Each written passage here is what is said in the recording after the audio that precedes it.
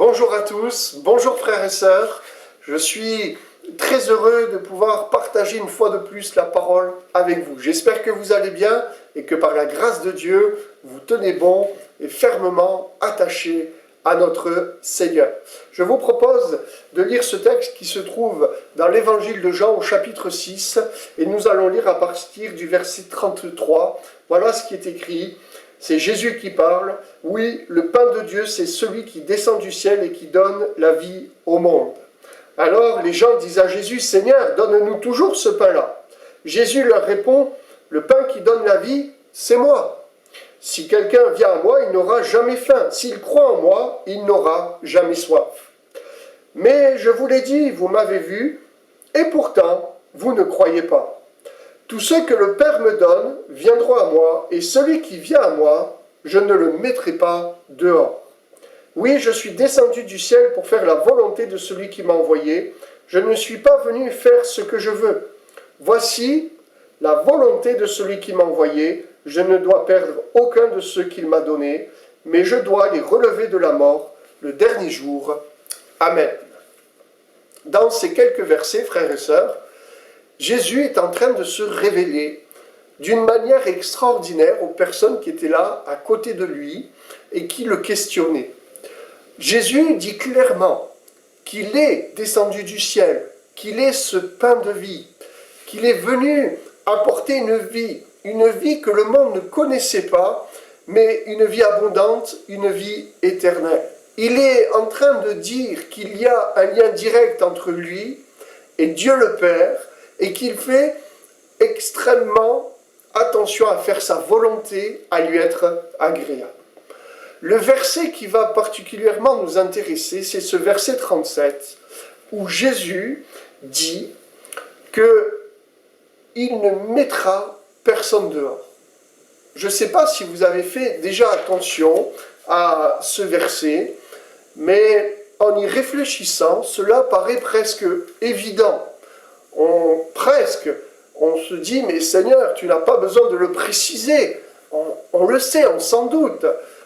Celui qui est venu donner la vie, celui qui est le pain de vie, celui qui est venu désaltérer toute personne, tout homme, toute femme qui est dans une sécheresse intérieure, on ne le voit pas rejeter quelqu'un, on ne le voit pas fermer la porte de la grâce et de la miséricorde. Non, cela nous est inconcevable et il me semble que nous avons raison. Notre Dieu n'est pas comme cela. L'amour de Dieu est parfait et c'est ce même Dieu qui a donné son Fils, qui a permis que ces paroles soient écrites pour que cela soit gravé dans notre cœur. Il me semble que si le Saint-Esprit a voulu que cela soit écrit, frères et sœurs, c'est parce que Dieu nous montre qu'il nous connaît bien, en fin de compte. Il sait que dans nos cœurs, dans nos vies, quelquefois, un sentiment peut prendre place. Un sentiment, un ressenti qui n'a rien à voir avec la parole, mais qui peut prendre une grande place en nous. Je ne sais pas si cela vous est déjà arrivé, frères et sœurs, d'aimer Dieu, de suivre ses commandements, de lire sa parole, mais en même temps d'avoir ce sentiment, ce ressenti d'être en dehors de ce que Dieu a prévu, d'être extérieur, de se sentir comme étranger à ses promesses, à ses grâces, à ses bénédictions, à son amour, à son pardon, comme si un sentiment nous enveloppait, où il y avait un malaise en nous, où on arrivait presque à dire « Mais Seigneur, est-ce que tu es encore là? Est-ce que tu m'aimes » Alors bien sûr, c'est des sentiments, ça n'a rien de fondé, ça n'a même rien de spirituel. Pourtant, quelquefois ils sont là, on lutte avec cela, on bataille intérieurement avec ses pensées, on lutte jour et nuit quelquefois avec cette impression où finalement Dieu nous a rejetés. Alors, pour équilibrer un tout petit peu, je ne parle pas d'un cas où la personne vivrait dans le péché volontairement, ou n'a pas voulu écouter Dieu. Non, il ne s'agit pas de cela. Je parle d'un sentiment qui s'impose à nous alors que nous sommes dans la volonté de Dieu. Ce sentiment qui nous fait presque croire que Dieu nous a exclus et rejetés de sa personne, alors que c'est faux. C'est un sentiment dangereux parce que cela nous décentre de l'œuvre de la croix et nous exclut par conséquent du sang de Christ et nous amène sur nos propres mérites, sur ce que nous pouvons essayer de faire pour regagner comme tout à nouveau l'approbation, l'amour de Dieu, pour essayer d'être comme tout à nouveau accepté par Jésus-Christ. Et en fin de compte, c'est ça qui est difficile, parce que, oui, je crois que Jésus nous accepte constamment par son sang. Il a payé le prix pour cela, et nous devons veiller et lutter contre ses pensées. Vous savez, en disant cela, c'est comme si Jésus nous rappelait et nous disait « Mes enfants, la porte n'est pas fermée ». Vous savez, dans un autre texte, dans l'évangile de Jean au chapitre 10, Jésus nous dit que c'est lui la porte. Et si nous relions ces deux textes ensemble, nous pouvons dire facilement que Jésus nous dit « Mais si vous vous approchez, la porte ne vous sera pas fermée. Si vous venez vers moi parce que vous avez un besoin, si vous venez vers moi dans la repentance, si vous venez vers moi pour être délivré, je ne vais pas vous fermer la porte. » C'est cela que Jésus est en train de dire. C'est, en fin de compte, une parole extrêmement encourageante, une parole tellement bénissante pour nos vies, et dans laquelle nous devons graver cela dans nos cœurs pour essayer à ce que nos pensées ne nous excluent pas de cela, mais bien au contraire, nous venons par la foi vivre cette relation que Jésus veut nous offrir. De nombreux textes de la parole de Dieu nous amènent sur ce thème où finalement nous voyons que nous pouvons nous approcher librement, avec foi, de la personne de Jésus-Christ, de notre Dieu. Jésus a payé le prix à la croix pour que nous puissions nous approcher de lui. D'ailleurs, je ne sais pas si vous vous souvenez de ce texte où il nous est écrit dans Matthieu 27, verset 51, lorsque Jésus va rendre l'Esprit, il nous est dit que le voile du temple va se séparer, se déchirer en deux, du haut vers le bas. Quelle image extraordinaire, nous y reviendrons plus tard, où Dieu nous montre le cœur, son cœur, qu'il manifeste à notre égard en nous disant « Ne restez pas extérieurs à ma personne ». Quelle grâce, quelle bénédiction est la nôtre, frères et sœurs, en tant qu'enfants de Dieu, de jouir de cette relation avec notre Dieu. L'apôtre Paul le rappellera dans l'épître aux Éphésiens que nous avons un libre accès auprès de notre Dieu. Il le dira même d'une autre manière au chapitre 3, nous pouvons nous approcher avec foi de Dieu et avec confiance, sans peur, sans préjugés, sans sous-entendu. En fait, nous pouvons nous approcher de Dieu tel que nous sommes, frères et sœurs. Combien cela doit nous rassurer de savoir que tel que je suis, je peux m'approcher de Dieu.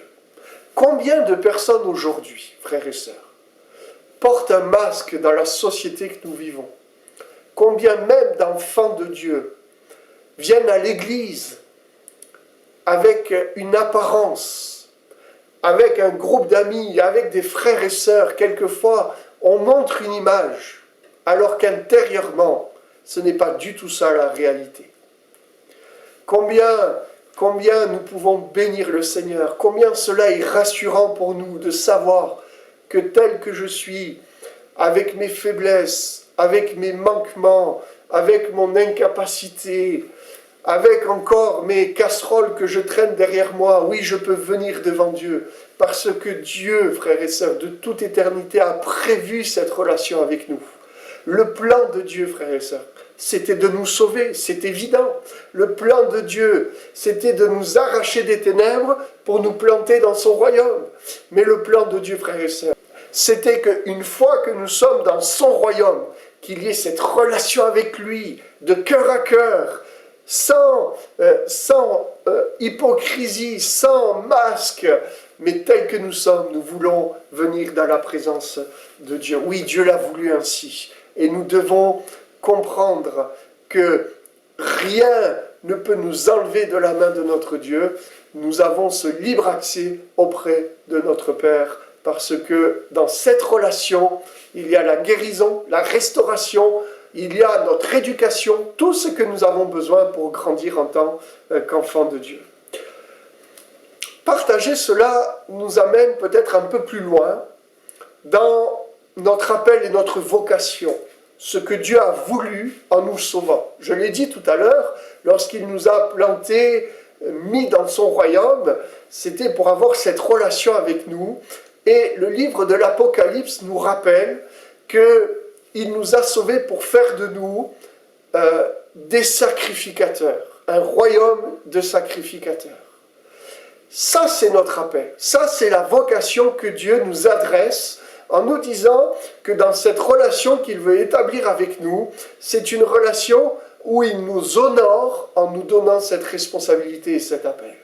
D'être des sacrificateurs pour notre Dieu, œuvrer pour son royaume, que tout ce que notre main trouve à faire, nous puissions le faire dans la volonté de notre Dieu pour que nous puissions le bénir et glorifier notre Dieu. Cette image, en fin de compte, est extrêmement profonde.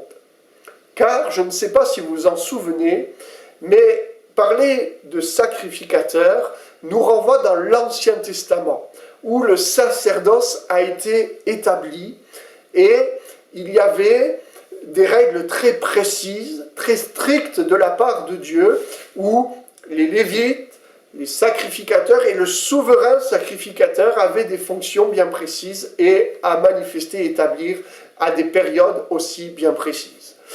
Je ne sais pas si vous avez l'image, elle va s'afficher du tabernacle. Dans l'Ancien Testament, il y avait le parvis, il y avait le lieu saint et il y avait le lieu très saint. Les sacrificateurs étaient dans le parvis, dans le lieu saint, mais le lieu très saint était réservé une fois par an au souverain sacrificateur. Qu'est-ce que Dieu veut nous dire en fin de compte? Il est en train de nous réapprendre, de nous apprendre, de ramener à nos cœurs cette réalité, c'est que s'approcher de Jésus-Christ, avoir conscience que Jésus ne nous met pas dehors, c'est comprendre que c'est de venir, pas dans le parvis, pas dans le lieu saint, c'est de venir dans le lieu très saint. C'est là où Dieu nous accueille. Le voile a été déchiré, comme pour nous dire que maintenant, nous avons tous accès dans ce lieu saint, cet endroit où Dieu a dit, c'est là que je te parlerai, entre les chérubins, c'est là où Dieu veut nous rencontrer pour nous bénir. Et si nous faisons le parallèle entre cette réalité et ce que nous avons lu dans Jean chapitre 6, nous pouvons comprendre que Jésus est en train de dire, mais venez vers moi, je ne vous mettrai pas dehors du lieu très saint. C'est une notion vraiment importante parce que, en fin de compte, le lieu du combat, c'est celui-ci, frères et sœurs. Venir et comprendre que nous sommes invités à rentrer, pas dans le parvis, pas dans le lieu saint, mais dans le lieu très saint, c'est comprendre que ce n'est surtout pas sur nos mérites, sur nos sentiments, nos ressentis, notre imagination, etc., mais c'est de nous appuyer uniquement sur le sang du Seigneur Jésus-Christ, sur son sacrifice à la croix. Et c'est là où il y a le combat. C'est là où Jésus veut nous encourager en nous disant, mais venez, je ne vais pas vous mettre dehors. Venez, ne vous arrêtez pas au parvis, ne vous arrêtez pas au lieu saint, ne vous arrêtez pas après de l'encens, l'autel des parfums, ne vous arrêtez pas près du chandelier, il faut continuer. Il faut aller dans le lieu très saint, parce que c'est là où je veux vous bénir. C'est là où la relation avec notre Dieu va prendre toute son essence, parce que Dieu l'a voulu ainsi, et il veut nous bénir, frères et sœurs. Surtout pas sur nos mérites. Oui, Dieu nous connaît. Dieu sait que quelquefois on se dit, non Seigneur, je ne ressens plus ta présence comme avant. Ça là nous est tous arrivé. Quand on commence à lire la Bible, ah, c'est plus comme avant. Quand on commence à prier, on se dit, mais je ressens rien. Et là, nos pensées commencent à s'accuser. Est-ce que tu es sûr que tu es en règle? Est-ce que tu es sûr que tu as fait ce que tu as fait? Est-ce que tu es sûr de ceci? Est-ce que tu es sûr de cela? Et en fin de compte, on décroche de la grâce, on décroche du sacrifice qu'il y a eu avant dans le parvis. Non, frères et sœurs, Dieu veut nous dire qu'il a payé le prix en son Fils Jésus-Christ pour que nous puissions être dans sa présence, le glorifier, et qu'il y ait aussi des choses à nous dire dans une relation parfaite. Bon nombre de fois, il faut le reconnaître, nous avons été au parvis, nous avons été dans le lieu saint, mais nous n'avons pas été jusqu'au lieu très saint. Frères et sœurs, je le redis parce que c'est tellement important, ne regardons pas nous-mêmes, ne regardons pas ce que nous faisons pour Dieu même, ne regardons pas à notre niveau de connaissance biblique, mais regardons à la croix. Parce qu'à la croix, il y a ce chemin, cette nouvelle voie qui a été inaugurée par nous, par Jésus-Christ, pour que nous puissions nous approcher avec confiance, tels que nous sommes, de notre Dieu. Dans la parole de Dieu, il y a un homme qui doit nous parler. En méditant cela, il est venu sur mon cœur, il est le type, il représente des hommes, des femmes, qui quelque part restent extérieurs à ce que nous partageons, restent en dehors de Dieu, en dehors de cette relation que Dieu a prévue pour nous. Si Dieu a permis que cet exemple nous soit laissé, c'est parce qu'il veut nous alerter sur le danger d'une relation religieuse avec lui.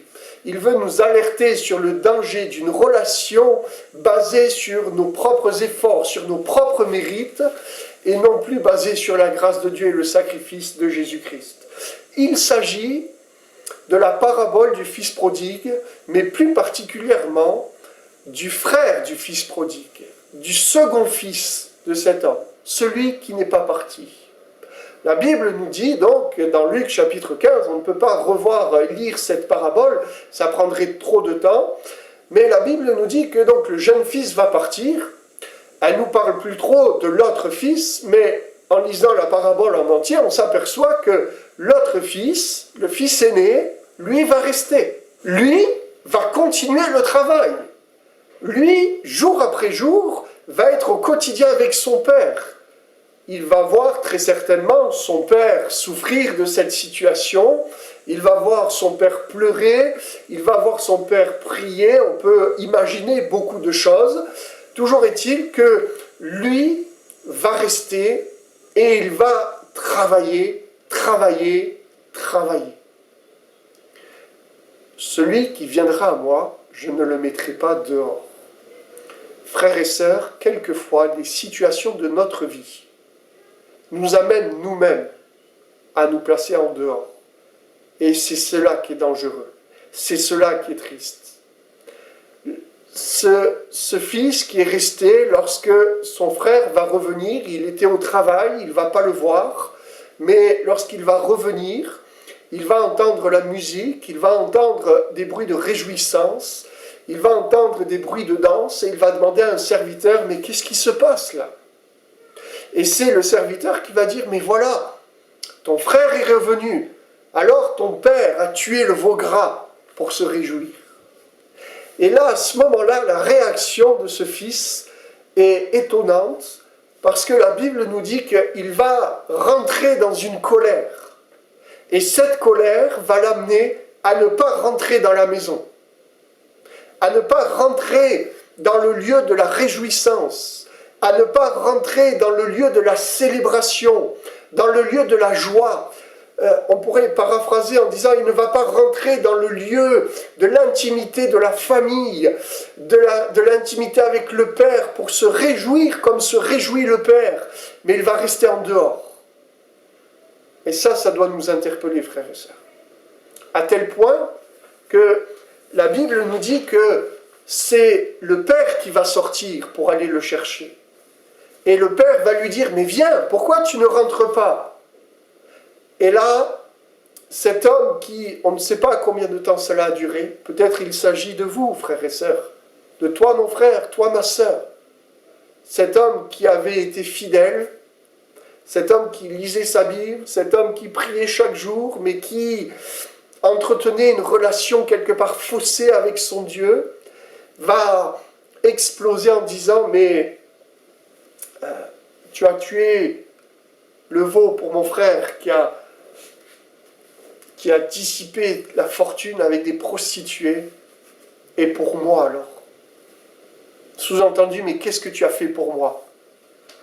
La version parole de vie dira « Jamais tu m'as donné ceci ou cela pour que je me réjouisse avec mes amis. Jamais tu ne m'as donné. » En fait, c'est une parole terrible, terrible que cet homme est en train de dire. Pourtant, si nous faisons ce lien constant avec nous et le verset de Jean chapitre 6, Jésus dit « Je ne mettrai pas dehors celui qui vient à moi. » Et nous savons que nous avons tout pleinement en Jésus-Christ, que Dieu, en la personne de Christ, nous a donné, c'est ce que nous rappellera Paul, ce qu'il y avait de meilleur. Comment ne nous donnera-t-il pas aussi toutes choses? Quelle parole tragique de dire « Jamais tu ne m'as donné ». Alors le Père va dire à son Fils, mais une parole merveilleuse, tout ce que j'ai est à toi. Je le redis, frères et sœurs, tout ce que j'ai est à toi. Ça n'a pas suffi. Ça n'a pas suffi.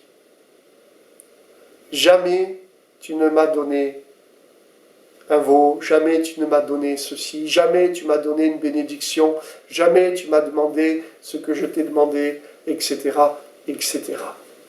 Frères et sœurs, faisons attention à nos pensées, faisons attention à ces sentiments que nous laissons naître en nous, grandir en nous, qui nous amènent quelque part à être dehors, en dehors, c'est-à-dire hors de la présence de Christ.